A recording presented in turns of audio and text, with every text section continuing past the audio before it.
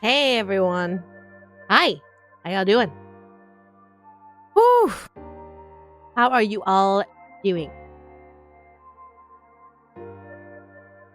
If you're wondering why messages keep getting deleted, it's because y'all keep spamming the caps lock. Chill. Caps lock, you can only do it for so long before Stream Elements starts telling you to stop yelling. So, shh, quiet. It's fine. We don't need to yell. We don't need to yell here. Have you seen the eclipse today? I saw a little bit of it. But I was too busy doing other stuff. In all honesty. Just usual stuff? Nice. Easter was good. Easter was pretty good. Vibing and chilling and all that stuff. How are the fur babies? Fur babies are doing really well. They're coming out of their hiding hole even more so. They're still a little nervous as to the other people in the house. But you know, at least they're slowly coming out on their own terms, which makes me very happy. Yeah, so epic. Yeah. I did say hi. That's what I do at the beginning of my stream. I say hi. But David, I've been busy. I've been very busy. I just got a new assignment from one of my clients. So quite honestly, I started working on that and my brain is still within that realm of the project. So I know that I'm just like, I still have to get on and do my game dev work. So I'm here. I've come to bargain, if that's a word. I've come to bargain. I've come to bargain with you all, as it were. If you allow me to bargain with you all, allow me to bargain. May I bargain?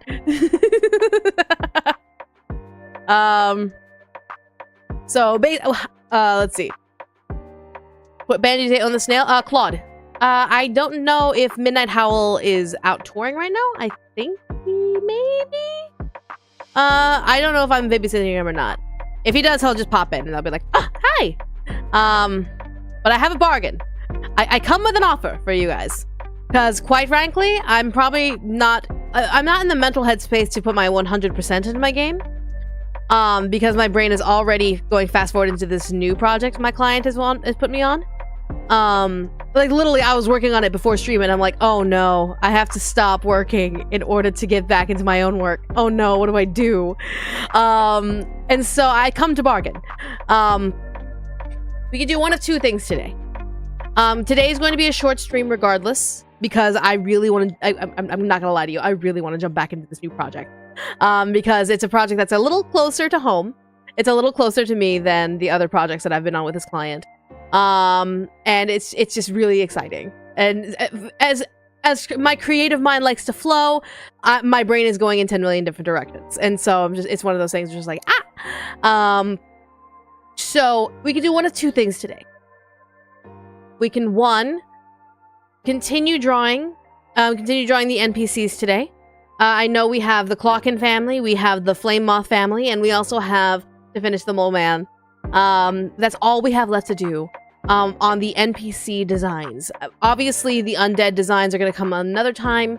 Once I determine how many undead there are, what kind of undead there are, etc., etc. But otherwise, our assignment project here, I cannot. MKU, I cannot work on that project here. It is for Project Melody. It's for Not Between Worlds, and that is strictly within, like, I cannot stream that. I will not stream that. So, and plus these streams are meant for my game. But yeah, so I can either A, continue the drawing of NPCs. We only have the Clocken family, the Flame Moth family, as well as Mole Man.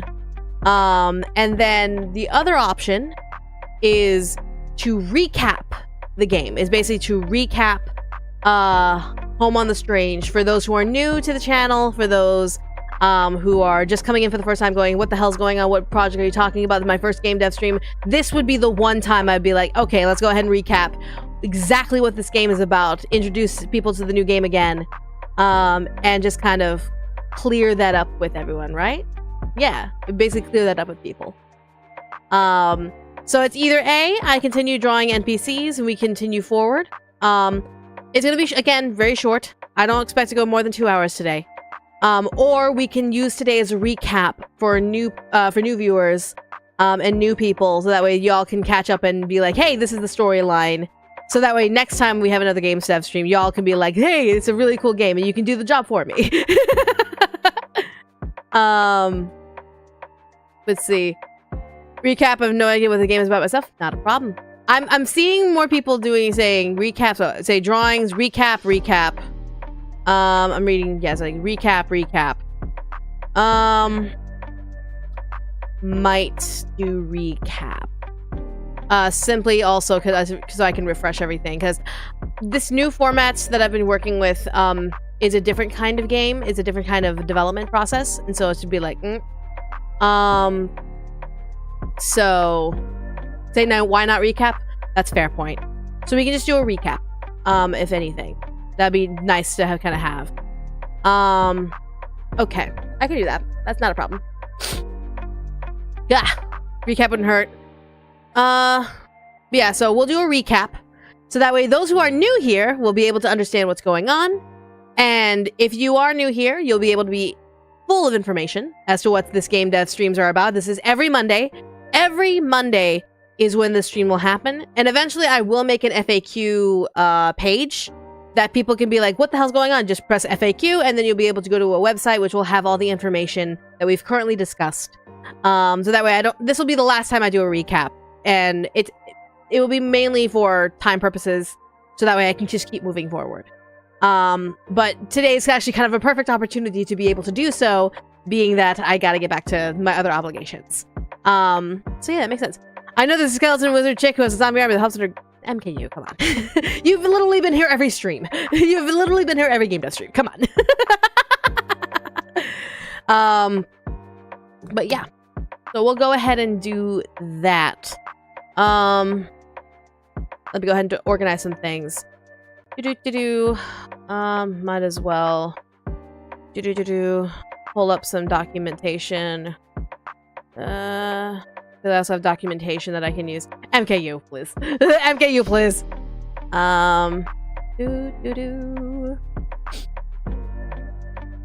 Alright. Alright.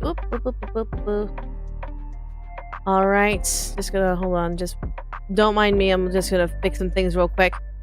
Being here and paying attention to two different things. You know, that's fair. Alright. Chat's breaking. How is chat breaking? Oh gosh.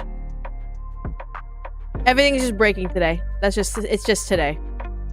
Yeah, don't use all caps. Chill on the caps. Okay. Whoa, why is it pink? Why is this pink? Why is the page pink? That's not how I had the page before. Why is the page pink? Hold on. For some reason, my page is pink. And it's very strange. I don't understand why my page is pink.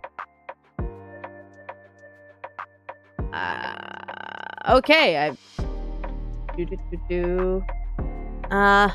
Layouts. What the hell? A pink page? Like, why is my page pink? I don't understand. I don't understand at all. I'm trying to figure out, like, my layouts and all that stuff. Like, what the hell's going on? What's happening here? It's fine. You know, I'll just get used to it. It's fine. Let me go ahead and add.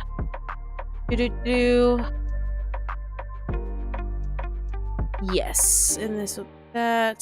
Do not capture the cursor. Okay. Doing a lot of things ahead of time, guys. Be patient with me. Be patient with me. I promise it'll work out.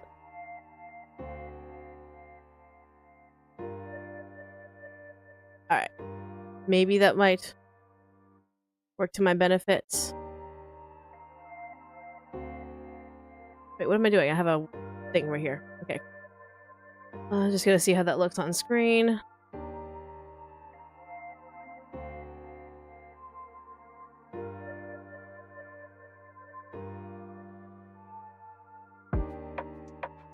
Working on it.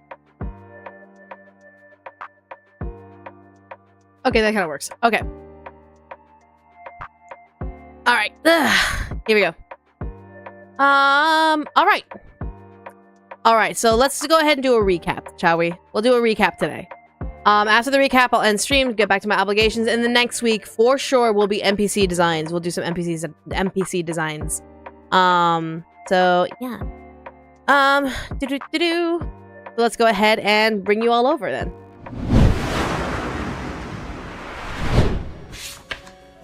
Okay. Hi, this is a page. So, what we have here is the first development process of my game called Home on the Strange. The concept that I was working with, and this is like years and years ago, go way back. It is called Home on the Strange, and the concept is a necromancer owns a farm, uses the undead to grow it. So it's been on my mind for a long while, ever since like my mom and my sister kind of brought it up to me as an idea. And I've just been slowly filling in the dots, slowly but surely, on how to make it work conceptually. I want it to be a very casual game that non-casual gamers can still have fun with. And it's not too difficult for casual players. So essentially, as you can see right here, the concept has kind of grown since this documentation was written. But essentially, at the end of it all, you used to be the big bad evil guy of this land. You used to be like the big bad. Like you were a cool necromancer lich that was ready to take over the world. You had built your zombie army. This music is not matching at all. This music does not match at all. But, you know, I mean, at this point, fuck it. At this point, fuck it. But yeah, you were the big, bad, evil guy. But of course, good guys always win. And, because the good guys always win, you were set to be annihilated by the hero's party. But of course, you just went, no. Absolutely not. No, ain't no way. I'm not going to die to these motherfuckers. Ain't no way. So you decide to let a decoy take your place, get destroyed in your place, and you just kind of like scurried off back to your home, where you find it to be abandoned. Your parents' farm, it is abandoned, and your parents are dead at the doorstep.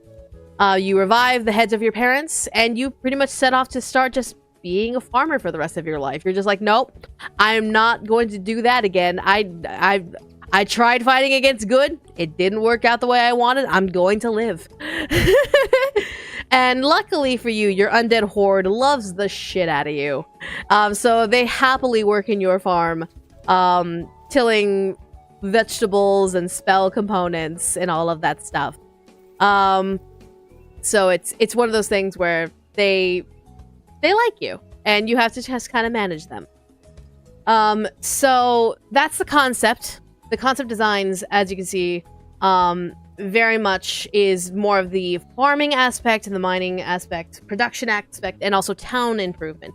There will be a small hamlet that you kind of act as the border between the big good guy area called the Holy Land, and then you have the hamlet of monsters who were chased out of the Holy Land. Thanks, QBB. Thanks, Mama. But obviously, I don't want it to just be a farming sim. I want it to be more than just a farming sim.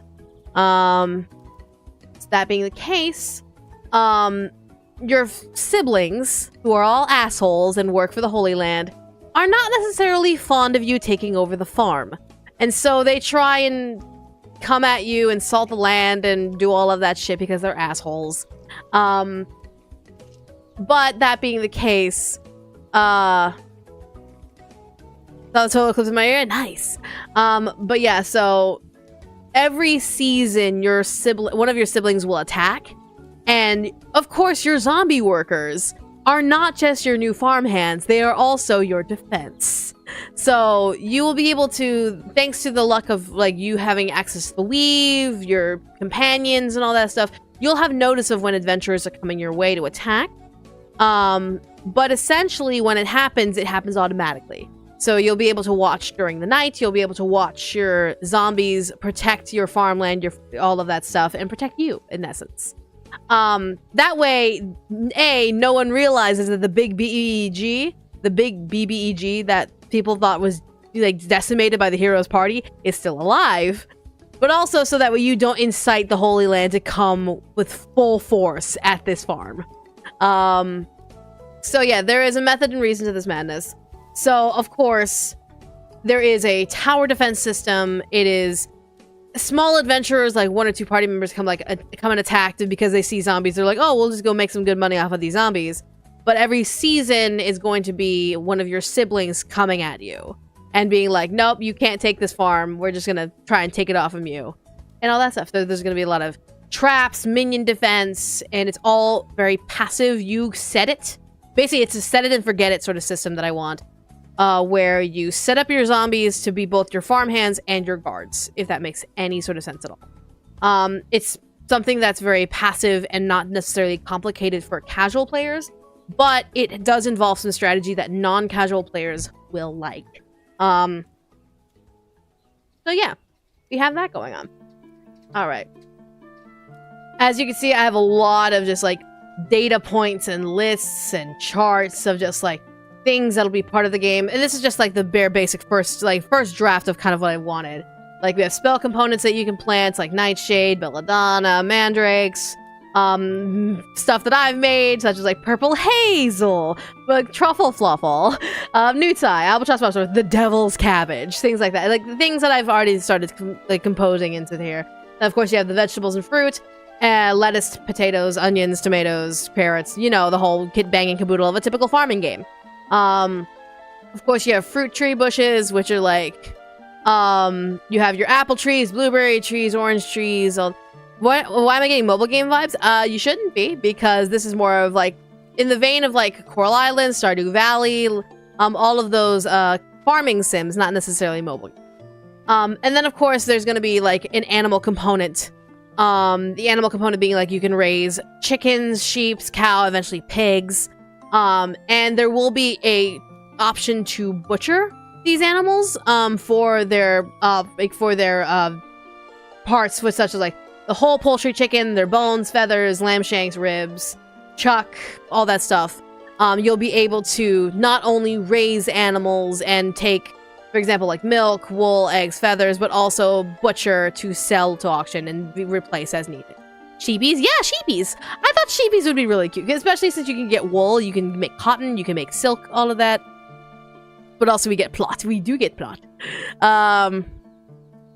So yeah, we have all of these animals, and then the machines that come with, because there's obviously going to be some machines to help you out, that the zombies will be taking care of a daily clockwork. For example, like the stone press, you can make mayo, bone meal, fruit jams. You can have a churn, which would make your butter and cheese. Your looms, your casks, your cauldrons. Like, again, very casual game stuff where, like, this is absolutely, like, familiar territory to anyone who's played a farming game, especially Stardew Valley. So it's pretty much fair game. And plus there will be a cauldron where you can make potions that you could sell, or load your zombies with, etc., etc. I think maybe eventually kind of load zombies and all that stuff. Could we have a custom for main characters, like outfits and stuff? I've thought about that. It might just take time if I can do that. Because point blank period about the main character, I want the main character to 100% be a skeleton in a robe. They cannot stand out. And that's the thing. Lore-wise, this skeleton, this main character, cannot stand out. If they stand out, they might accidentally bring attention to the fact that they were the BBEG. So if there is customization, it would be very subtle or very small customizations that won't scream like, I'm the BBEG that you failed to kill, wahaha, things like that. It's like, no, it's like robes, maybe like a farm hat, farm clothes, anything, very unassuming shit. Is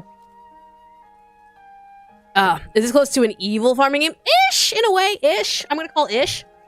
It's more of a, I tried to be evil, and the good guys won, so I'm just gonna do what I want to do. And thank you for the hydrate. But yeah, so we have all that. Now we have our worker types, because obviously you were the BBEG, you did have a zombie army, but most of them were decimated due to the Heroes Party and the Holy Order. So of course you only have a select stuff and select kinds of things like that. where like you have your zombies, skeletons, your golems, which are your big tanky boys. You have your wraiths, your glass cannons. You have hounds. Yes, you will have doggies. You will have undead doggies if I am able to. You will have undead doggies, and you will be able to pet the undead doggies. Because why the fuck not? And then mummies and shadows and lots of things. I still have yet to actually design and get these down of kind of like the style and the vibe that I want. But it's a matter of, regardless of which worker you pull, it may or may not be random customization. Like, especially the zombies will have probably random customization to them.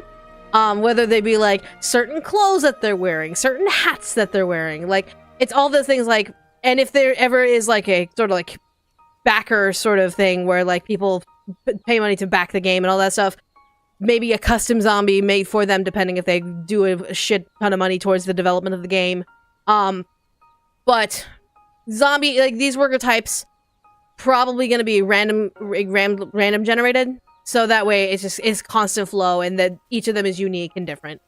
But yeah, and then of course you have upgrades from your demon, basically the demon being the blacksmith of the Hamlet. He will provide upgrades that you can give to your zombie minions and all that stuff, such as like wood armor, wood weapons, iron, magical shit that he can help bless and all that stuff. Again, the concept right now is shit that I myself can do without help. That I know that if I literally bear down into programming, I can do this without help. So yes, hold on. I'm also making sure I'm not missing any questions. Maybe can it be like that one zombie manga where they think it's just a mask, so like they think you're a weirdo who wears a realistic skeleton mask? No. Like, they know exactly who you are. You're the one who summoned them. Will you be able to craft armor for your characters? Right now, no. As it currently stands right now, no. It's a little too complicated for me right now, to be able to do anything beyond just what I've planned thus far. Because if I try and branch it and make it more complicated than I need it to be, then all of a sudden I'm dealing with so much programming issues, and I'm gonna be straight up, I'm not a programmer. I am not a programmer. So me trying to fix bugs and me trying to fix all of this stuff is going to be a pain in the ass. So I know I'm going to have to do that generally, and all that stuff, but, the case may be. The iconic victory dance, oh my lord, no. Of course, not only will you have your zombies protecting your stuff, but you'll also have field traps, like such as an example, like caltrops, spike barricades, cursed thorns. You can use semi-decently some of your magic where it's not like, hey, I'm the BBEG. But you can protect your farm as necessary. And all of that stuff. Dark trees would be part of your fake traps, etc. like that. Where if you lay them out, it's depending on the trap, whether or not they actually are used and all that stuff and disappear, or they continue to be an obstacle for adventurers coming forward. So yeah. So currency, gold, because I don't want to think of, oh, a funny name for the currency. No, gold. Easy peasy, fantasy. Everyone understands what the fuck gold is. It's gold. Then of course you have your undead pool. Explaining the undead pool is literally you are a lich. You have minions. They love you. They work for you. It is not you are forcing them from the dead to come back to life. No, they make a pact agreement with the weave to come back. So the way that the magic will work in terms of you being a lich and with necromancy, instead of just, I summon this person from the grave and fuck their feelings, it's more of, you are asking the weave to provide you the minions you need to survive, and the weave themselves in the afterlife basically goes to these souls and picks the ones who wish to have a second chance or wish to be able to serve.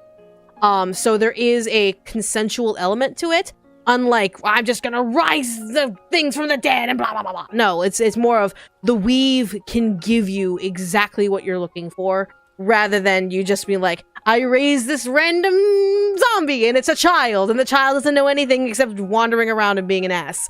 It's just like, so you summon the minions, yes, because you're a lich. You summon them from the weave in the style of necromancy, because the weave is essentially the thread of life. You are utilizing the thread of life to summon forth your undead army and to make them work for you. Now, making them work for you, they have to agree to it, but nonetheless, you have them work for you. Yeah, and mind you, these are not level 1 zombies. These are not, you can kick them into the ground and they disintegrate and die. They are more like level 5 through 10 in D&D terms, so they're a little bit more beefier, stronger. They're more able to be a little more hardy, so they can survive long-term rather than just being fodder, if that makes sense. I don't necessarily like the idea that you could just summon fodder. So it's just like, no, it's one of those things. Pfft, there you go.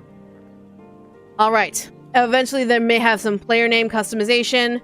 You can either change the name of your character, or I may have one and then you can change it, or just a random name generator. I don't fucking know. Things of that nature. But with the zombies, you can choose to name them or use a random name generator. Or they may just have a random name come up with them, and then you can rename them eventually down the line. Who knows? I'm still kind of up in the air about how that kind of works out. If there's a refunding goal, it would be like, you can create your own zombie if you donate this much, and all that stuff. But again, that's, again, down the line of shit far down the line. Upon battle success, dead enemies become servants, because the weave will determine that they are worthy enough to serve you, and they have the opportunity to serve you, and some will say yes, some will say no. Dead enemies could potentially become your servants in that regard. So obviously we have a couple of names that we just kind of threw in here, like Bob, Oob, Jeremy, Wilma, Bloodslayer, Brains, Chad, Karen. We just have a bunch of random names that I can just pull out of a hat. Eventually I want to have like a list of like 50 just random names, so you just press the button multiple times, just pick a random name from the generator. It'll be like 50 random names and you can just pick one. I don't give a fuck. But yeah. Alright. So, now we have characters. This is where I have to pull the PowerPoint out. Okay. The PowerPoint is probably gonna have to go... The PowerPoint's probably gonna have to get a little bigger. I'll explain. I know you're not gonna be able to see the list totally. But I promise it'll make sense. Steven Ross with $20. Zombie cow hands. These cows thought the farmer's hands were cold. Oh my god. Would golems count, or are they more like magic and living soul? They're a soul in a fleshy body. That's how you'd explain that. Alright. So let me go ahead and explain these. Let me go ahead and explain these. So, important character. The Necromancer. You are the main character. The Necromancer is the main character. However, you have no physical form, which is gender discerning. You literally sold your mortal body and physical body to the Weave in order to be granted your abilities. I will go ahead and pull some art of the sketch we had in mind.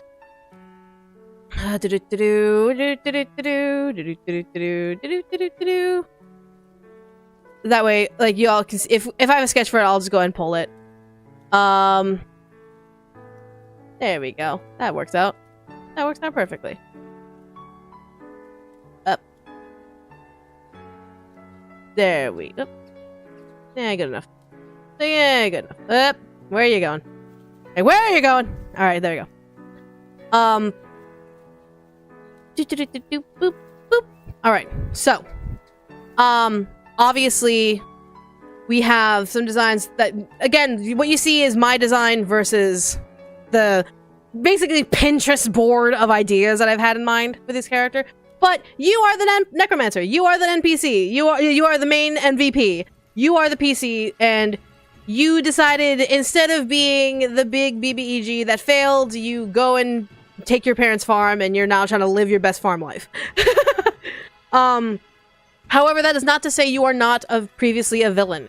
You previously were a villain. You were literally, like raging through villages and taking over towns and cities and all that stuff in your big, wide, like, goal of eradicating the Holy Order. You were the evil villain in a lot of people's stories. But of course, you straight up just like, nope, I'm not dying to this shit. I'm not dying to you. I'm not dying to you. I'm just gonna do my own thing. Fuck it. And so you decided to do your own thing. You were just tired, and you just want to vibe, and so you're just trying to live your best farm life. But of course, your siblings don't want that, because you are the middle sibling, And your younger and your older siblings just kind of hate that. Will our character be customizable later along the line? I don't know necessarily how customizable I want them to be, because again, the goal is to not have so much customization where I'm like, oh my god, I'm gonna look so cool, I'm gonna be like the BBEG on the farm. It's like, no. It's going to be simple clothes if I do add custom clothes, like custom robes, custom, like, regular clothes, like farming clothes. Maybe I like a sun hat, or like a big top hat, or like a goofy little shit that's not gonna make you look like you're the main boss of World of Warcraft, or shit like that. Down the line, yes, if I can manage to make the customization work. But the baseline of this character is that you are a skeleton with purple weave tattoos all over your skeleton. So basically, I will go ahead and pull this real quick. So to kind of show what I mean like that, hold on, let me actually, better idea so I don't like, so I'm gonna just pulling a copy right here. So as you can see, in the design right here, you have like little purple marks all over like the skull, the calcium of the bone. So that's where a lot of, like, that's where your contract with the weave is.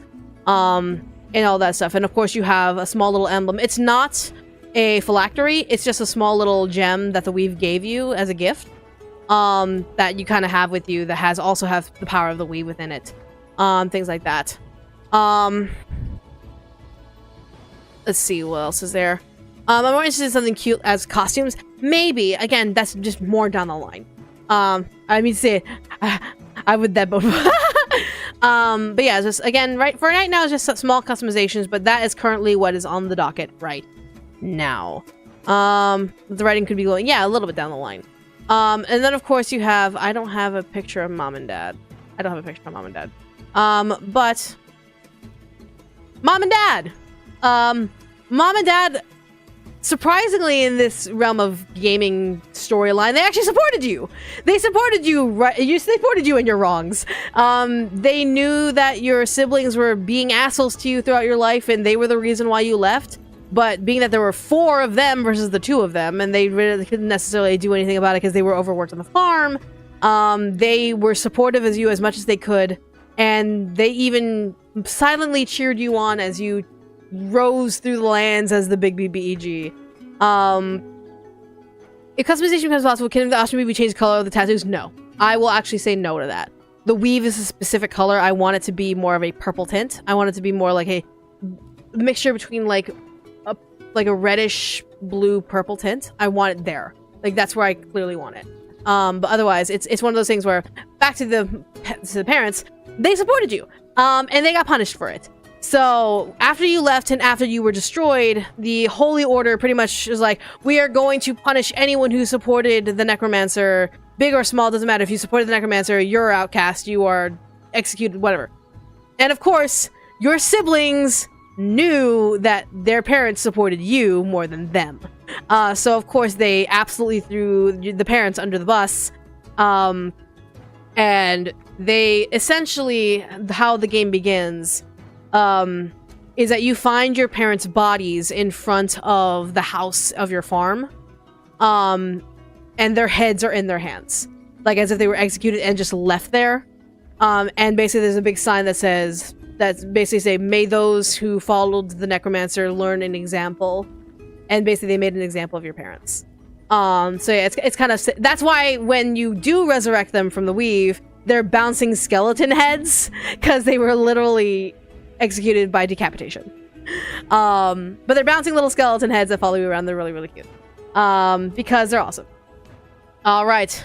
Now we have your shitty siblings. So, of course, we have Kira the Kind. I'm gonna change this. Alright, we have Kira the Kind. Kira the Kind is your youngest sibling. She very much is...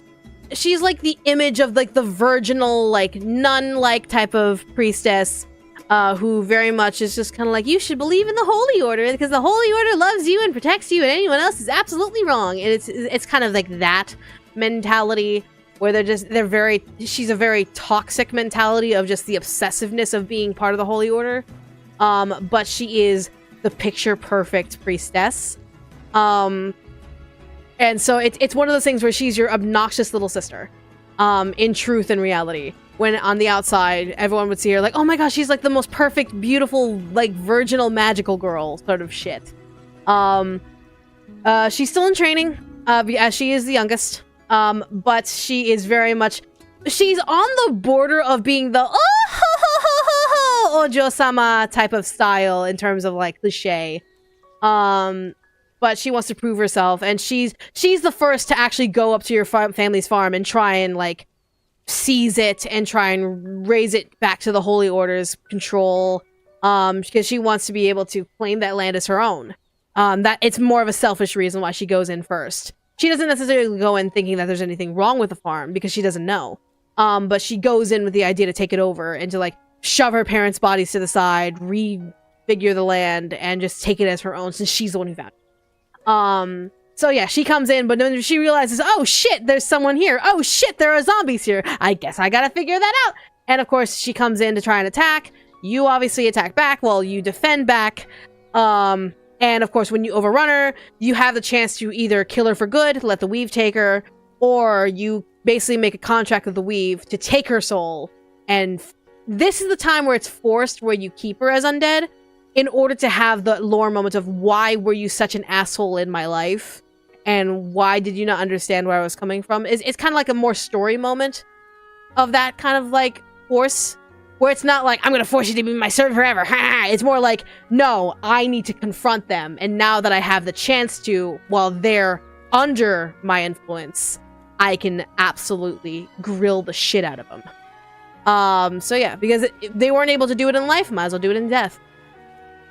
Why did they just cast Snatch the Siblings beef? Oh my god. So yeah, that is Kira the Kind. She is very much your youngest sibling. So yeah. Then we have Charles the Chivalrous. Charles the Chivalrous.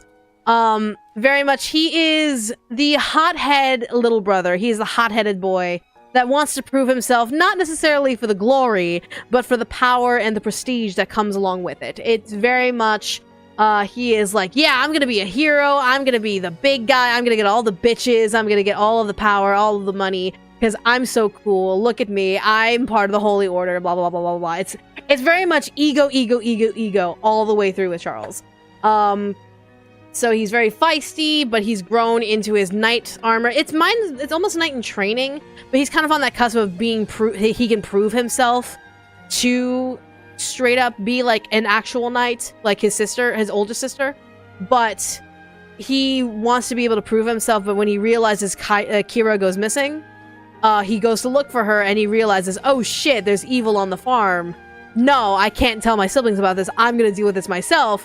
Comes by himself to attack and all that stuff. Did you get all the money you needed to fix the house? No, but we're working at it slowly but surely. We're working at it. That's why I'm taking multiple jobs and doing multiple things at once. So it's like, it's fine. It is what it is. I would do the best I can regardless, but I'm very thankful for the support I got that stream. But yeah, so Charles comes in on his own, starts swinging. Of course, you swing back, and you have the choice to either surrender him to the weave or make the weave surrender him to you. So yeah, that's another of your nasty little siblings. Then we have someone who's apparently a lot of people are conflicted about this one. So we have Philemon the Pious, or Phil for short. Philemon the Pious, is actually legitimately good guy in a way. Obviously he was an asshole to you in your younger years, because he was part of the sibling little quad that was like absolutely bullying you as a kid. But when he entered the Holy Order, he decided to actually genuinely change his ways and try and just be better, not only for himself, but for the people around him. He's the one who actively goes out to around the land in the Holy Order, in the Holy Land, helping people, blessing people, healing people, doing all of this stuff on foot, like on the ground. He is stomping on concrete to get everywhere he needs to go and actually help people. But of course, when his 2 younger siblings stop checking in, he has to go figure out what the hell's going on, where his younger siblings went. He goes to the farm, he sees, oh shit, it's overrun with zombies, and of course he takes it upon himself to fix his mistakes. Like, no, this is punishment for what I did. I'm going to cleanse this land. It's not of him, because he doesn't know you're there. None of the siblings know you're there until the very last when you turn them into the weave. He's like, no, I need to get in here and cleanse this land as both punishment for what I did as a kid and also to find my siblings and see what the hell happened. So he comes bum rushing in straight up, and of course he gets defeated, hopefully, if you do your really good job. And thus you can either surrender him to the weave, or you can have him force in, basically like, listen, why did you join them and all that stuff? Because, of course, he is that kind of character that found forgiveness within himself and with other people around him, but not with you. So, yeah, it's one of those situations. And then finally we have your last sibling, who is, if I could pull it out, who is this? She is the final boss of the game. Yeah, we have Gemma the God. What happens if my siblings ever snatched by the weave? I snatched their weaves. Oh my god. We have Gemma the Godly. Gemma the Godly very much is as close to like the Pope, like basically the throne of the Pope as possible. She is the High Paladin of the Church. She absolutely devoted her life to the Holy Order and to the Holy Land.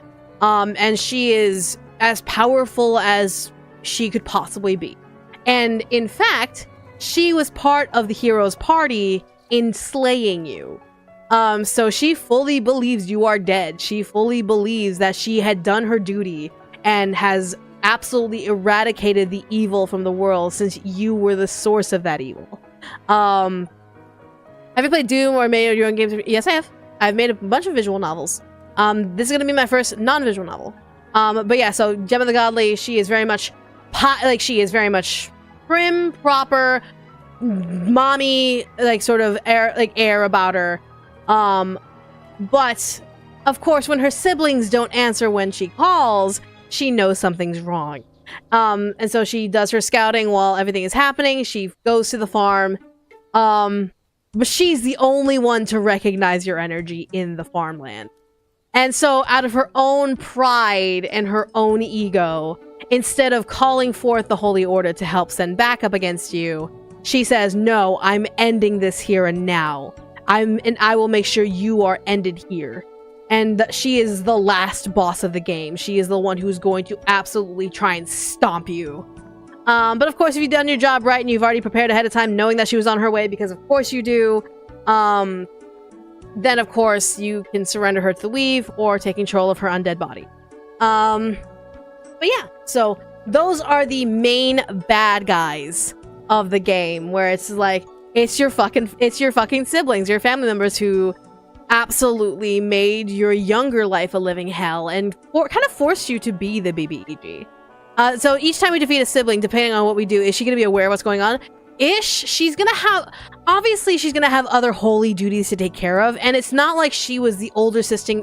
She's not the older sister I am. She is the older sister that has her duties above her family, which is why her younger siblings, all of them, kind of look up to her, and they don't necessarily, like, speak to her. Like, I mean, Philemon is already all around the Holy Land.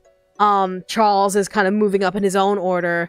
And then Kira is kind of like being the whole flashy, oh, look at me, I'm the newest one, haha, I'm so pretty, sort of like priestess sort of idea. But yeah, that is Gemma, and that is those are your siblings.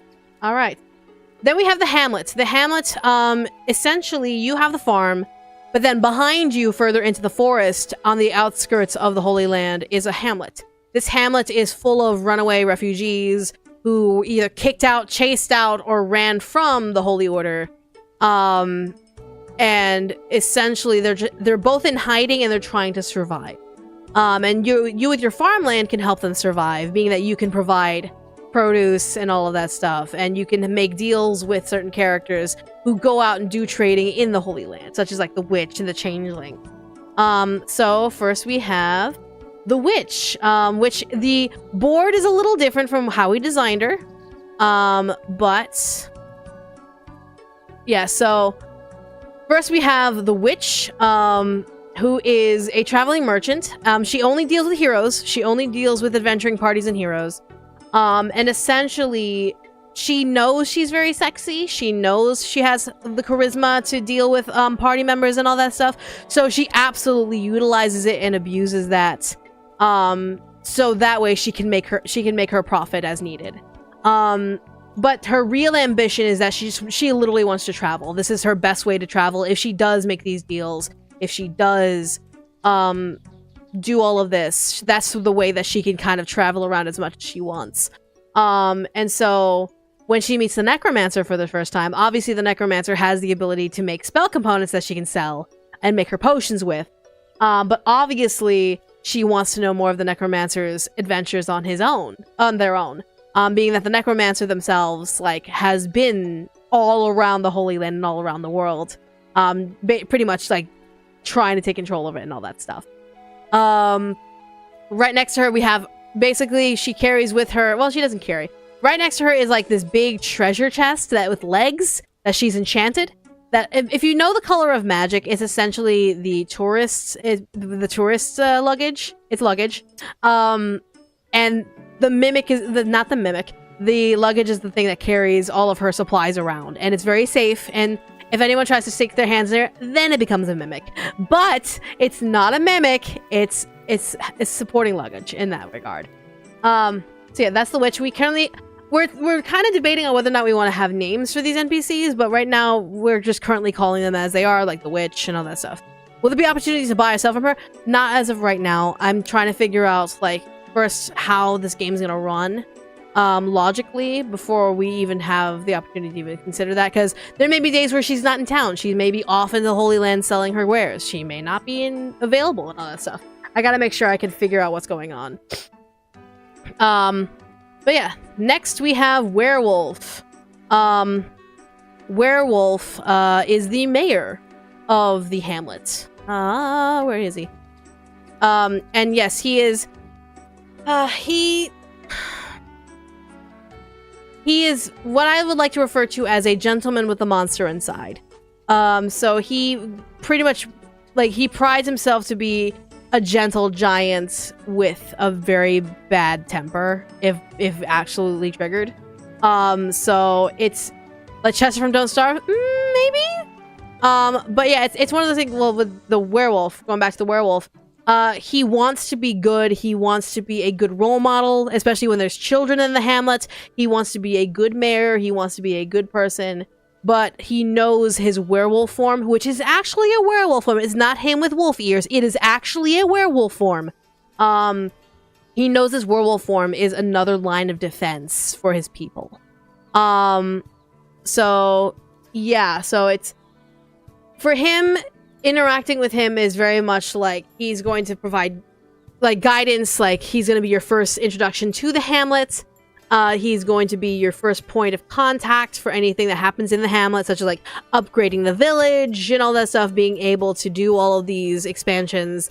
And eventually, at the end game, he'll be the one to say, hey, there's an abandoned castle in the forest that we can upgrade for you as thanks for helping us and all that stuff. He's a very sweet boy. Good pat on head.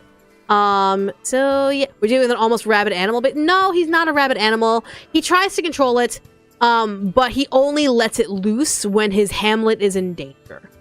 So he's lived with his werewolf form for a long while, so he knows well enough. He knows well enough that he has this beast and he has to kind of deal with it as kind. It's not an uncontrollable beast unless his rage gets uncontrolled, which is to where someone threatens the Hamlet. So yeah. That's the werewolf. Then we have the shapeshifter. The shapeshifter, basically in D&D terms would be like a changeling. Yep, there you go. But the shapeshifter essentially, why does he have anger issues? Because... stress. There's a lot of stress involved in being both the mayor of a hamlet of survivors and refugees. but also because he's lived constantly with lycanthropy. He's constantly lived with being a werewolf. But regardless, the shapeshifter here is able to transform into a human, or at least have more human features, and go into the Holy Land to sell more regular wares, such as like the necromancer's vegetables, things that the demon makes, etc. So he, like, the shapeshifter goes by they them, is the one who does the selling stuff to citizens in cities rather than adventurers. So while you have the witch selling to adventurers on the road or whatever, in the, like in the taverns, shapeshifter is the one who deals with like farmers, like hands, like citizen hands, etc., etc., in order to make sure that the hamlet receives enough to survive, essentially. They are not as charismatic as the witch, for example, but they have an eye for detail and they have an eye for the sale.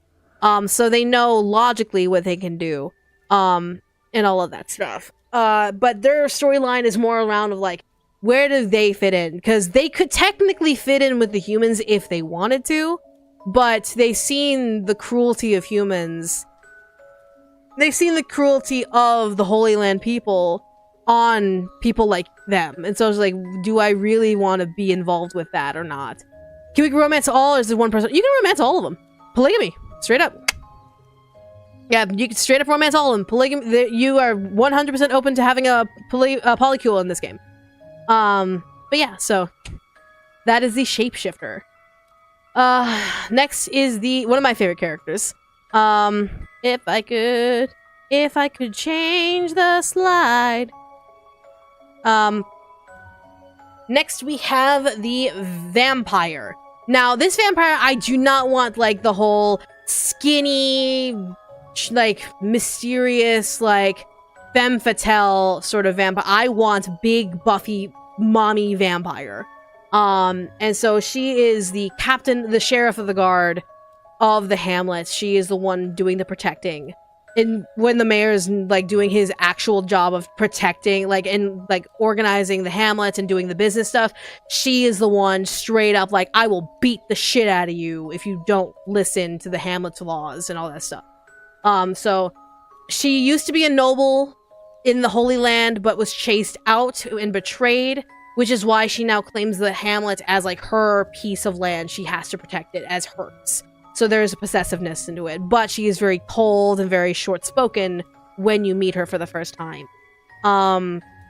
So yeah, it's one of those things where, is that an armor plate or is that a shirt? That's an armor plate. So she has armor because obviously she has to protect herself, and the demon is able to provide a little bit of armor protection. But she does have supernatural abilities to kind of help it heal when she needs to. And I'm trying to determine whether or not to have her, like, have an umbrella or some sort of hat. I don't want, like, the big fucking Lady Dimitrescu sun hat. I want, like, something to protect her from, like, if she goes out in the sun or something like that. Because, obviously, vampire can't be in the sun. But she does need to do her job. And a lot of her job is when everyone's awake in the morning. So, there's gonna be kind of, like, some backlash on that. And kind of, like, how to figure out how logistically she can go out in the sun. I'm thinking like a parasol or something like that. An old parasol she had from her nobleman days. Thinking like that. So yeah, I'm thinking like maybe not like a lace parasol, but something where she can be easily covered. And that she could also use as a weapon. I'm thinking maybe like double she can use as a weapon. But yeah, so that is the vampire. She is very, very fun. If I wasn't determining whether I was voicing Flame Moth or not, I would be voicing her. Then we have Demon. We have the Demon, who is very much the chill, relaxing, hey, I'm just here making some cool shit sort of dude. He is a fantastic, fantastic guy. He is the one you go to for the upgrades for your armor, for your zombies, your weapons, your traps, and all that stuff. He is the one who kind of deals with the mole man and all of his stuff from the mountains. He's the one who deals with the Dryad with all of their stuff from the woods. He is the point guy for all of, like, the materials and all of that stuff. And he just vibes with it. He's been living in that hamlet ever since its inception. So dealing with all of these new people, he's just trying to, like, get into the vibe of just like, hi, what's up? I'm the demon. I'm trying to figure out a name for him just yet, but like, hey, I'm the blacksmith of the Hamlet. Whatever you need, I got you. I got you whatever you need. So yeah.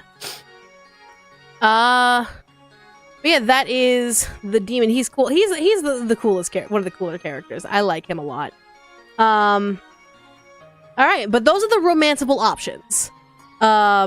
He wears his not a gray hair. He's been living for a while. He's fine. He's absolutely chill. But that's all of the romance options. Of course, there are some prerequisites to having more, but I've already slated those, and all of that stuff. So, now we have the regular NPCs who you'll meet in this Hamlet, because it's not just the romance options that are in the Hamlet. There are other characters as well. I have yet to have a sketch for him, but we have the Mole Man. Yes, that is Rossetti. But the Mole Man is essentially, he's lived in the mountains all of his entire life. And he's been there for a long while, but he realizes that in order to do what he needs to do, he needs to interact with the Hamlet. And so he kind of works with the demon and sells like his ores, his metals, and all that stuff. But then, of course, when you come around and you have a plethora of zombies at your disposal, you can easily send some zombies with him to go on expeditions, so that way you can get more stuff for upgrades and all that stuff. And it's kind of like a passive way to do mining, because rather than sending your zombies off and just having a collection of all of this stuff, you'll send your zombies off, and basically the Mole Man will be like the source of where all of your metals and materials go. Does that kind of make sense? I'm hoping that makes sense. I'm really hoping that makes sense. It basically stole the demon's work. I mean, the demon would be rather at his forge and at his anvil rather than going into the mountains to go get the ore himself. And plus, the Mole Man, that's literally his life's work. So that makes sense in that regard. He's a miner for hire. Yeah, he's a miner for hire. And then, like, eventually, through his storyline, he'll find Mithril. He'll find, like... And he'll be more curious as to, like... Oh, you did necromancy. Okay, cool. What'd you do out there? And, like... Because all he knows is the mountain. All he knows is the mountain. And so, like, you are kind of giving him that outward look. Because all he knows is the inside of the mountain rock. While you have been outside. So it's like, oh, you're kind of that good experience for him when you go to that friendship. Then, of course, we have the Dryad. Where is the Dryad? We have the Dryad, which I actually have a image for here. I have an image for them. There we go. We have the Dryad, basically, spirit of the forest. Been living as long as the forest has been the protector of said forest. And of course, when the Holy Lands keep coming in to try and do manifest destiny and try and just deforest their territory, Dryad is one of many to kind of fight back. But of course, like, it's nature. Holy Lord doesn't be like, oh, we don't want to be an enemy of nature. Ugh. And so it's one of those things where it's like, well, it's one of those things where the Dryad's like, yeah, that's right. You stay on your fucking side and I'll stay on my fucking side. But of course, they're the ones who provide the logs and the wood, and all of that stuff for the Hamlet and for you. And they utilize your zombies to kind of like help collect and replant seeds, because it's not just pulling up roots and pulling up wood. It's not just taking and deforesting. It is replanting the trees and replanting the growth, so that way the forest is self-maintaining. And their main quest line, their friendship line, is more of just questioning the need for deforestation. They see the Holy Land as like, they don't care for the consequences of deforesting this area.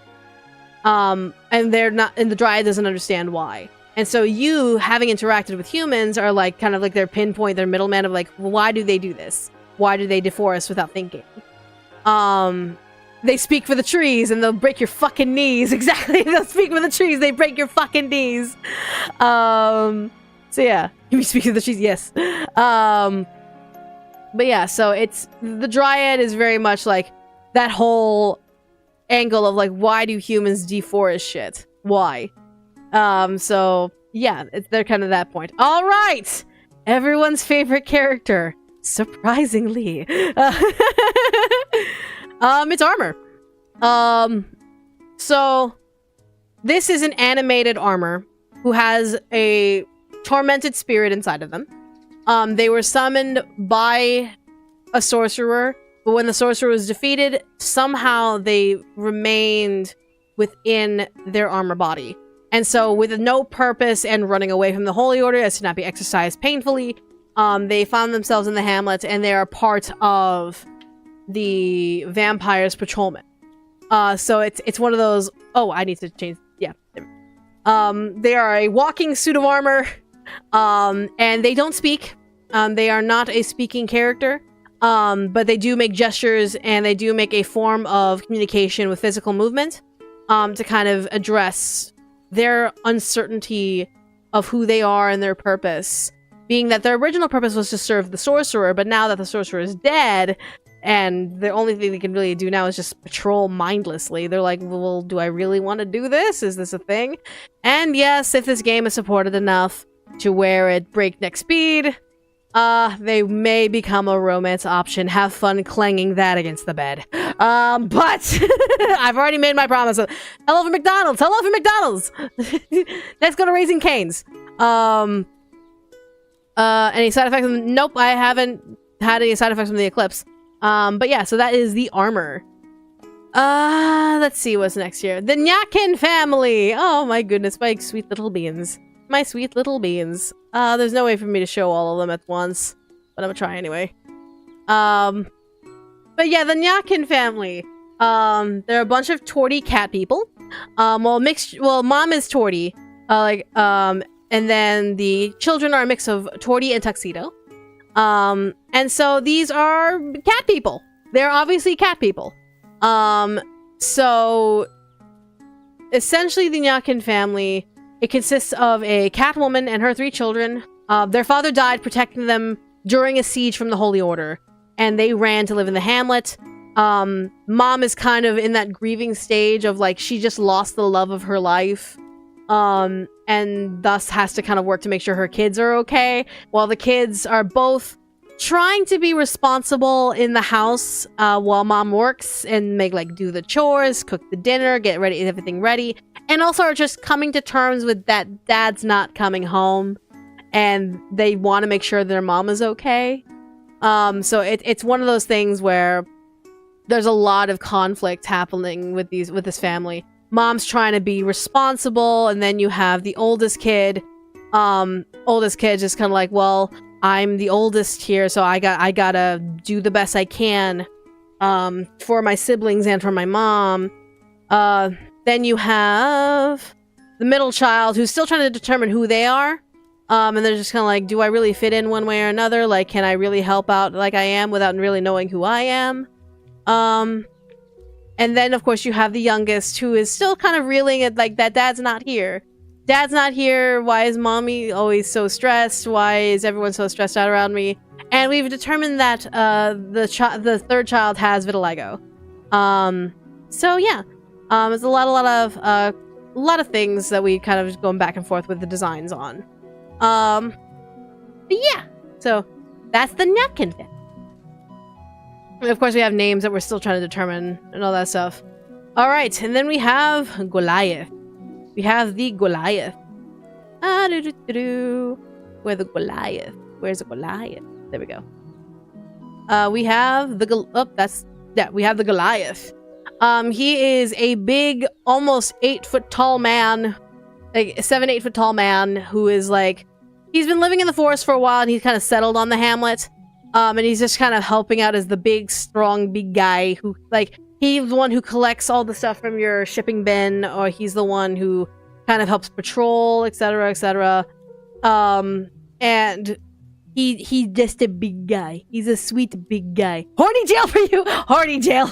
Go to horny jail. Bonk! With a squeaky hammer. There you go. But yeah, it's very much... he is big, strong man who's lived for a while. he delivers the crops. Yeah, he delivers crops, and he's the heavy lifter, and he does all that stuff. He's great. He's a fantastic character. Yeah, he's very, very sweet. He's a very sweet and wizened old man. He's wizened and wise. But yeah. Then we have the haunted family. Alright, we have the haunted family here. Where is haunted father? We'll go haunted father first. So we have the haunted family, which consists of the father and the son. Basically, the father and the son had a wife/mom who studied dark magic, who studied the weave, just like the necromancer did. She wanted to serve and support the necromancer. But of course, when the necromancer was defeated, everyone kind of went against anyone who supported the necromancer in the aftermath. Metaphorically haunted family. Exactly, it's a metaphorically haunted family. So he very much, this family pretty much ran when they were chased out, because they were accomplices, essentially, to the wife/mom's actions of, like, learning magic and all that learning dark magic and all that shit. And so they're kind of traumatized at the fact that they lost their wife/mom to the Holy Order, and they're just kind of reeling at what to do. And so they're trying to find some sort of normalcy, because they were nobles.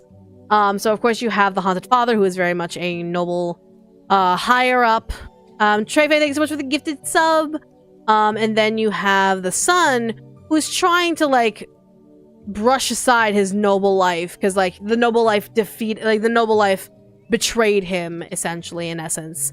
So they're just kind of, like, doing what they can, getting out of the noble life, and now kind of, like, just being themselves at that point. And that's all the sketchwork we have. But of course, we have more characters. We have the Clocken family. The Clocken family are bears.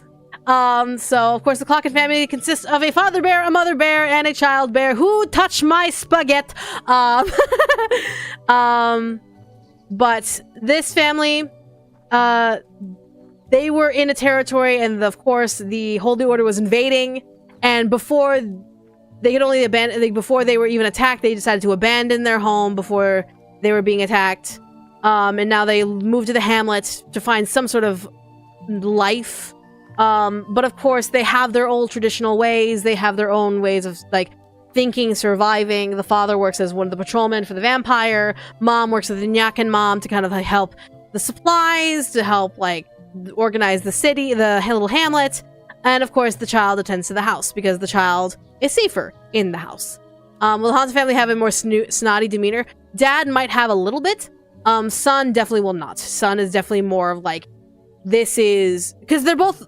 The father and the son are traumatized. And it's not like they were like the cheese and wine and like, no. They just had a noble title. And now they're just clearly traumatized. But with the Clocken family, father is very much like I am the provider. I am here to protect my family and mine. And if this hamlet falls, then I will leave with my family and all that. They're very much self-sufficient. Mom is very much like I'm the nice cuddly mama bear and all that stuff. It's very, very sweet. She's very sweet and considerate. And then of course the child, I want the child to be more curious about the Holy Land.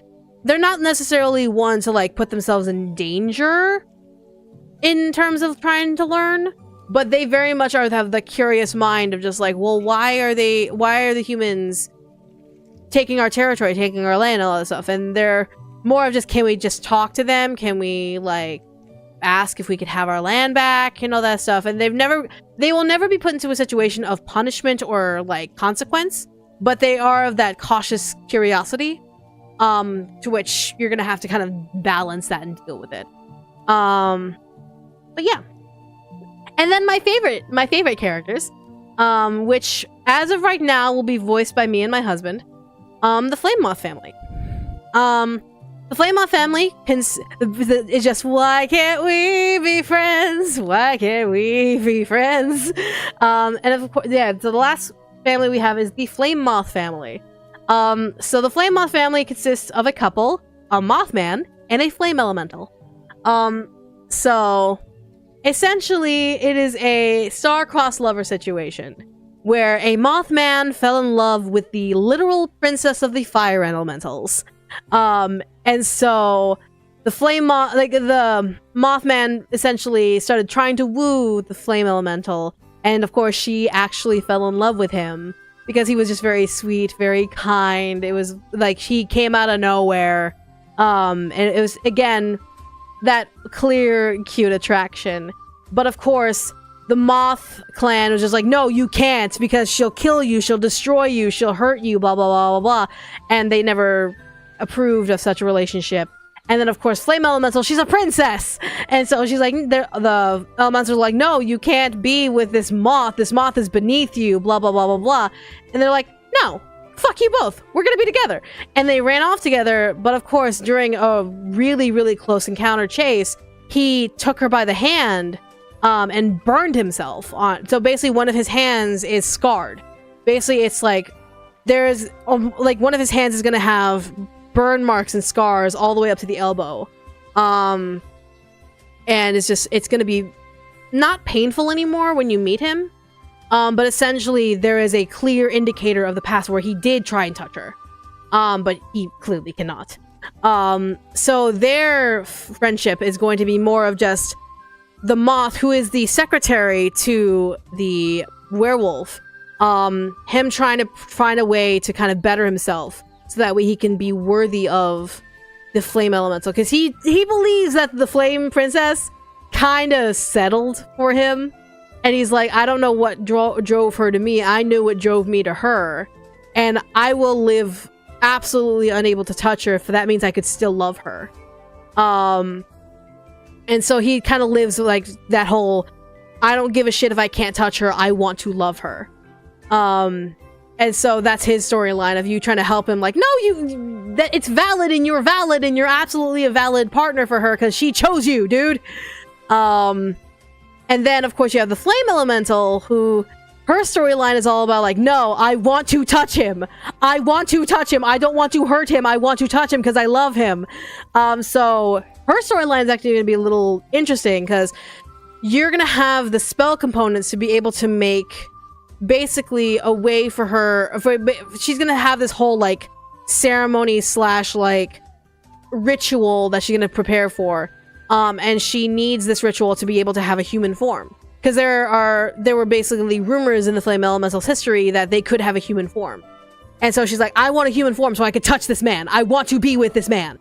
And that friendship goes into you successfully giving her that human form and her finally being able to show him, like, listen, I love you. I love you. Let me touch you. So yeah.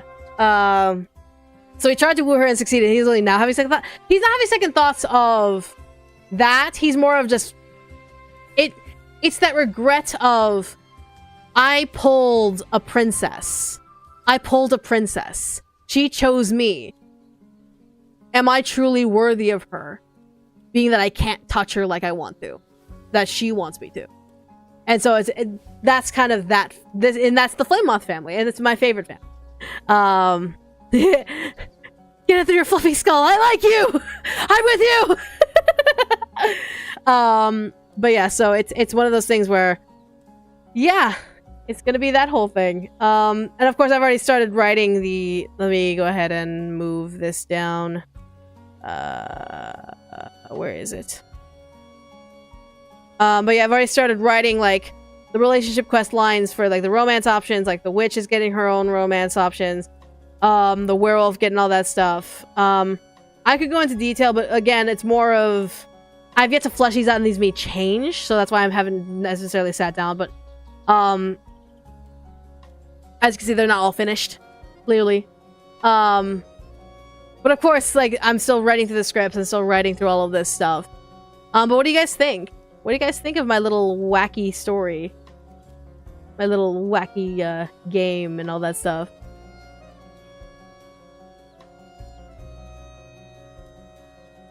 Let me go ahead and put this back.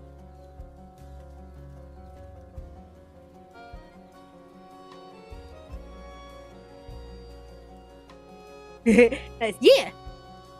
You thought the Flame Moth would be about yourself if it was about capitalism, guilt, Lamau. This would be a TV series? No. I want to make a game. That's why I'm working on it as a game. But yeah, so... Yeah. Slowly working at it. Slowly trying to make it all work out. How many endings will the storyline have? Well, in true essence, it's either going to be the good end or the game over. It's either a good end or a game over. Because the only way... In casual games, it's pretty endless. You can just make your farmland until the end of time. Whatever the case may be. You could literally spend years and years and years upon this land. But... there's going to be... an end game for those who want to have an end game. So, obviously, game overs will be like if the adventurers or if your siblings are able to break through your defenses, get to you, exercise you, basically kill you, blah, blah, blah, blah, blah, because they will be able to. But the ending of if you succeed in destroying your siblings and enslaving them or whatever the case may be, and fixing your farm, essentially what's going to happen is if you 100% the hamlet, if you 100% your farmland, if you 100% everything, the mayor will come up to you and the werewolf will come up to you and be like, hey, listen, we found an abandoned castle deeper in the forest. Would you like us to help renovate that for you? You've done so much for us. We can help take care of the farm and help you live in this new place. And so this new castle, once it's renovated, is essentially the start of round 2 of being the BBEG. Essentially, you find the strength to go back and to be like, no, it's time for me to be the villain round 2 against the Holy Order. So yeah.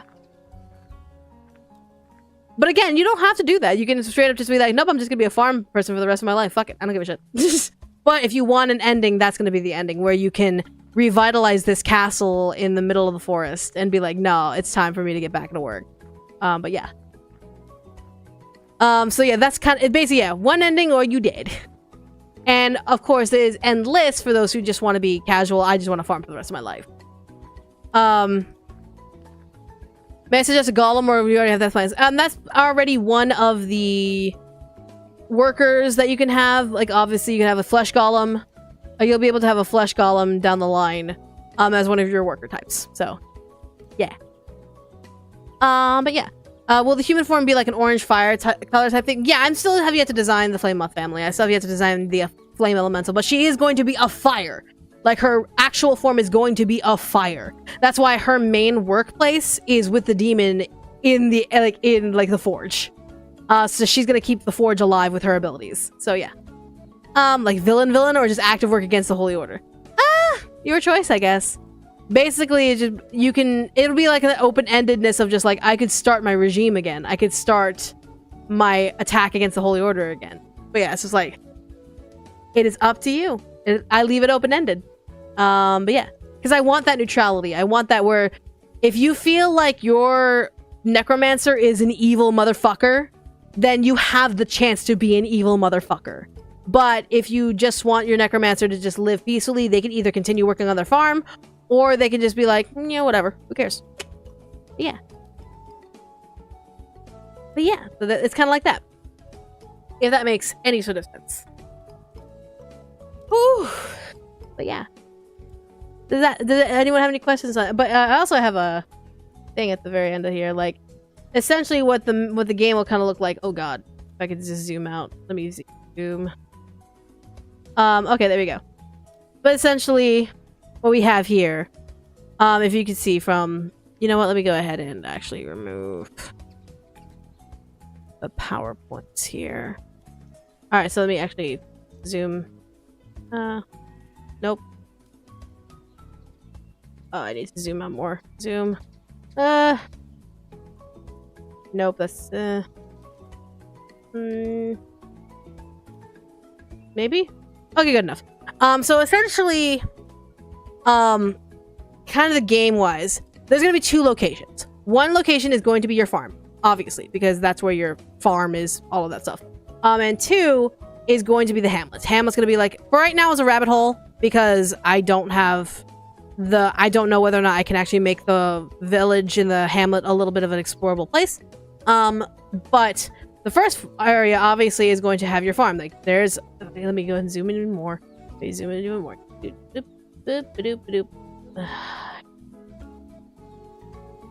There we go. So essentially what we have here, it'll be a 16x9 type of game. So that's the perspective. And so if you'll obviously be able to see the top part of your farm, like there's your skeleton parents, there's you, hey, look, that's you, and that's your house, obviously. And then of course you're gonna have all this farmland. So you can use all this farmland to like put your zombie farm hands in little spots where they can pick out a specific vegetable that they're going to be sowing and plowing and like gathering and all that shit. And of course you can lay down traps, whatever you want. And the enemies are going to come from the bottom of the screen up towards your farm. So that's why it'll come up. Basically, whenever the fights happen, the screen will scroll down to where the gate is, where the enemies will show up, and they'll come up and they'll be decimated. You'll watch them get decimated from where they are. So yeah, things like that. I understand that every month there's supposed to be a sibling attack, but I'm wondering how much time we'll play. Not every month, every season. It'll be every season. So every 3 months is when it will happen. Because I want the player to have enough time. And so I think 3 months is a very solid amount of time between each sibling. If it becomes to be like, oh god, this game is taking too long, then I'll be like every month. But for right now, I want it to be like every season. So yeah. So someone like PvZ, but you're the undead horde ish, I guess. Where you cannot actively put down traps. Here's the thing. You cannot actively put down traps. You cannot actively put down zombies. You are literally watching this all happen. So it's one of those things where you set it and forget it, and you watch this shit happen. So the mechanics of this game will allow you to know how many adventures are coming, when they're coming, and how much time you have to prepare for their coming. So if you literally are like, nah, I don't give a shit about them, and you just don't prepare, they'll absolutely come and decimate you before you even think about it, and you will have a chance to reset. You'll have to go back to a save and actually set up and get ready. Wasn't sure how long each day it would be in grow times. Well, here's the thing. I'm actually gonna make it a toggleable day-night cycle. So basically, I fucking despise timers. I fucking despise timers. Timers for me ruin games. That's why whenever I play Stardew Valley or any game that allows me, I literally turn off the day-night cycle, and I'm just like, no, I will determine what time it is. God fucking damn it. So when morning hits, you will have as much time as you fucking want in the morning. Mind you that each plant, each crop, each event will have a prerequisite amount of time cycles that need to happen, but you have to move forward. So essentially, when you go, my thoughts right now is if you go up to the farm door will be like, do you want to rest for the night? Do you want to have dinner to go from day to night? And then do you want to rest, go from night to day? So that's the toggle of just, you want day? Go to your farm, make it day. You want night? Go to your farm, make it night. But at the same time, your crops will only grow at certain cycles. So only after you flipped day to night to day, only a certain amount of times. Like, it'll count days and all that, but you control the time. You control that time. I fucking hated time. I hate timers, so I just want to give the player that ability. That way you could also be like, oh god, I only have this amount of time to set up my farm. Like, no, you have all the fucking time you need to set up your farm. Here's the control. Have fun setting up your farm. If you have the money somehow to put zombies on every fucking tile of your farm, have fun with that. But obviously, that is all determinant on how much money you make, versus your only limitation will be the money you have, which will be determined on like your trading with the witch and the changeling and the hamlets and all that stuff. And when you decide to toggle the times. So, yeah. Can we give Mom and Dad hats even though they're just skulls? I'm still thinking about it. Right now, I have to get the baseline down before I determine of any customizations. Like, right now is just, can I get this done first? If I'm able to do customs later, absolutely. If I'm able to do customizations later, absolutely I can. Can we go backwards in time? It's only forwards. That's the trade-off. You get to determine when the time goes forward, but we can only go forward. Obviously you'll have save points. There will be a way to save the game. I'm not gonna have it to where like, oh, if it goes to night, it automatically saves. You'll have an autosave function in case you forget to save, but you will have you will have access to manual saves, like 20 or 30 manual saves that I would like ideally. So where's the like, okay, I want to have a save on this day, or if I want to do like the whole, oh, I want to romance them on this save, I want to romance witch on this save, or I want to romance witch and werewolf on that save, and so you can have different saves. Does that make sense? You'll have an automatic save, but you'll also have manual saves if you want to like go back to a manual save. Yeah? Yeah. Screw the rules, we have time on our side. Is this an RPG? Yes. You are is it a role-playing game? Because you are playing a necromancer at a farm. But yeah. Go full on board with romance. Do it! Polycule it up! Let's go! Alright, I got 30 more minutes in me before I gotta get back to work, so is there anything else that I can clear up for y'all? But yeah, like here I am, just, like this is me trying to determine combat, how to make that work actively, and all that stuff. There's our hashtag HOTS, or like if you just drop it into Discord, any sort of sketches or fan art or whatever. Fan fiction works too. I'm cool with fan fiction. But yeah, it's like whatever you want. Yeah, just romancing everyone while your zombie bird kills your siblings. Can we nuke the church? No, you cannot nuke the church unless you start building your castle at the end of the game. Will the game have story? Yes. I literally spent the last hour and a half talking about lore. But in terms of voice acting, right now as it stands, there is going to be partial voice acting. As in just like, for example, the flame elemental will just have like, like react sounds. It'll have partial voice acting like that. Because that's what reasonably I could make and raise money for. If all of a sudden this game blows the fuck up support-wise, then maybe I might have it like, hey, we'll do full voice acting if you all can support this and all that stuff. Because full voice acting, again, there's a lot of lines, a lot of scripts, a lot of readings, blah, blah, blah, blah. But yeah, so what are my pronouns? Pick a pronoun out of the hat. It's my pronoun for the day. Because I use any pronouns. I really don't care. Yeah, the entire game was amazing. Thank you so much. We're gonna, can I ask where we right now in terms of game development? We are designing NPCs. So as you can see, we are, if I can get to there. We are designing NPCs right now. The main cast of characters, not the zombies or anything like that, but we're doing the main cast of characters. Can we rekindle our relationship with our siblings? They apologize, of course. That's what I'm thinking down the line. I just have to figure that out. Have I worked on any other Akabaka games? Comatose. I was, no, I haven't worked on Comatose. What am I saying? What am I saying? I haven't worked on Comatose. I've played the game of Comatose. And I covered one of their songs. But no, I have not worked on other Akabaka games. But yeah. But I hope to keep working with Akabaka. I love Akabaka. He's great. But yeah, so. Oh, my nose. Ugh. My nose, itchy nose, itchy nose, itchy, itchy, itchy, itchy. Oh, that was a large mouthful, but there's a good recap. Down the line, I will have, down the line, I will have a FAQ website page where you all could see, like, oh, what's this game about? All this stuff. What's the design? What's the characters? Blah, blah, blah, blah, blah. But yeah. Yeah. Allergy season's coming. Oh, it's been here. Allergy season's been here. Ugh. Whew. Alright. Can we fuck a dragon? No. Can we make friends with a cobalt? No.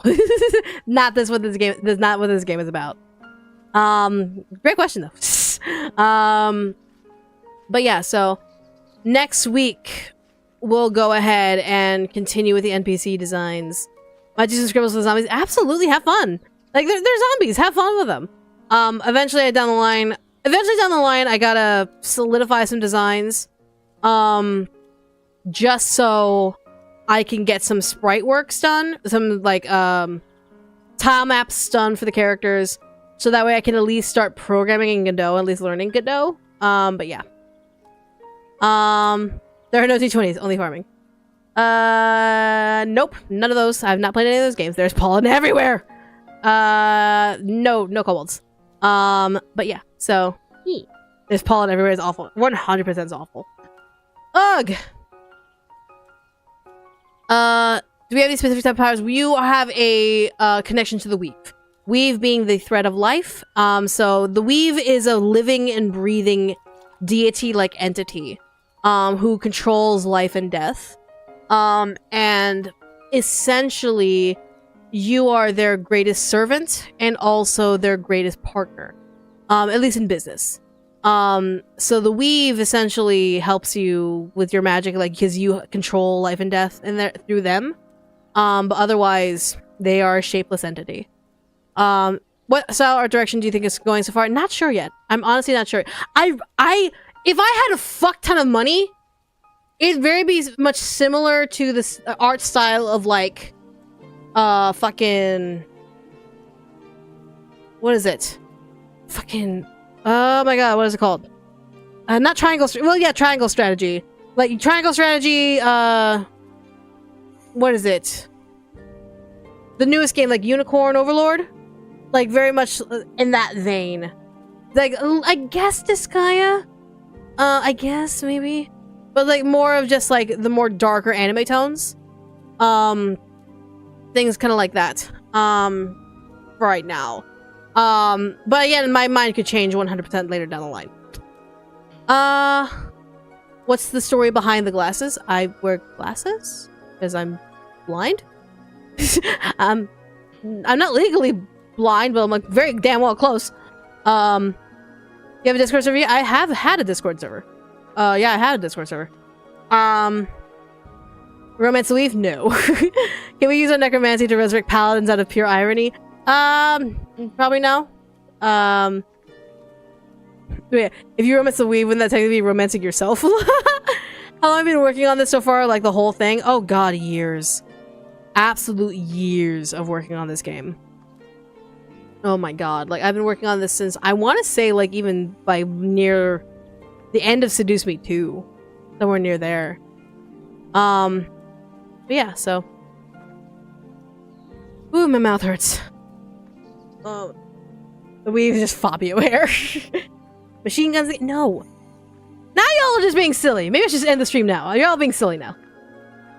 Y'all are just being silly. Oh my god, I love that fan art of Kira. Oh my god! Demon Artie! Oh my god! Yo! Yo! I love that so much. Oh my god. That is ridiculous. That is ridiculous. Can I show it? Can I straight up show it?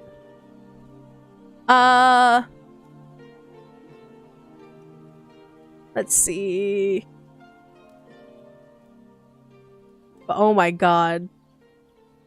Let me go ahead and... Yeah! Alright, so hold on, let me find it. Let's see. Oh my god. Look at that. Kira looking mega evil. Let's go. So fun. That is just so fun. Very much love that.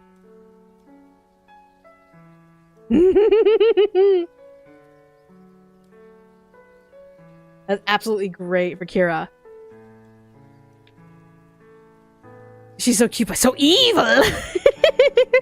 Right? She's that cute little magical girl. You know, that cute little priestess girl. She's so cute. She's a brat. Love it. Love that so much. That is so wonderful. Oh my god. Would attaching a bomb spell on a skeleton launch them at the enemy? Again, no. Again, the battle combat will be passive. You will not have any interactability in the combat.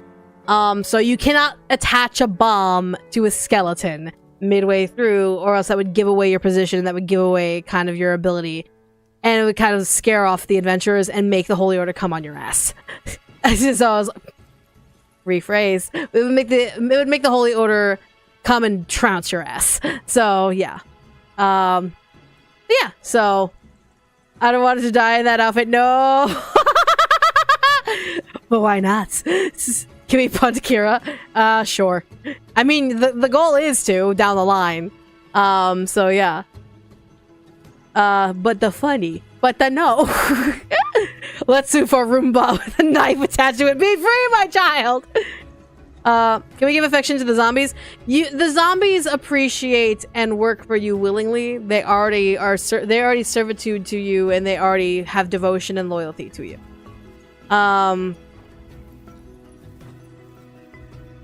Alright. So, holy god, I'm getting a headache. It's probably because for these allergies.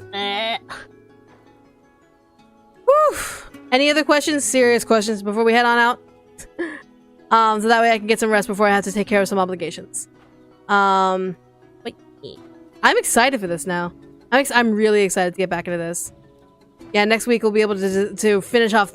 I'll get to the Mole Man's design off screen because I know we've already designed it on screen and then the program crashed mid-stream.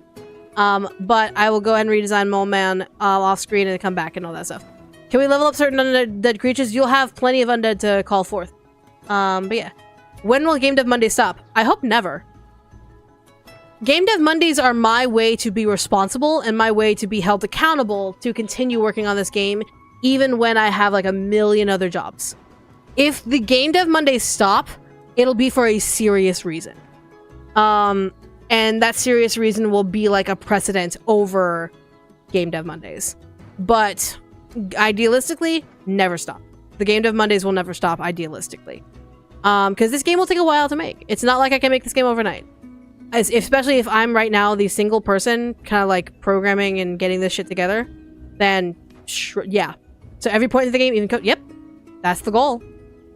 Because I'm not here to be like, I'm going to gatekeep how I made this game. No, I find gatekeeping of game making so fucking stupid and dumb. And especially since if I'm doing this publicly and someone's like, hey, you know, you could clean up that programming script, right? Or you can do this instead and that'll just be easier for you. I could have this as a learning ability as well as people can learn through my mistakes. Because I guarantee you, my code's gonna look like shit. My organization on this shit is gonna look like shit. 100%, I guarantee it. So if me being open about how I'm trying to learn and trying to do all of this stuff has people come in and be like, hey, I can help you fix that, blah, blah, blah, blah, blah. Or, hey, you can clean up your code doing this thing instead.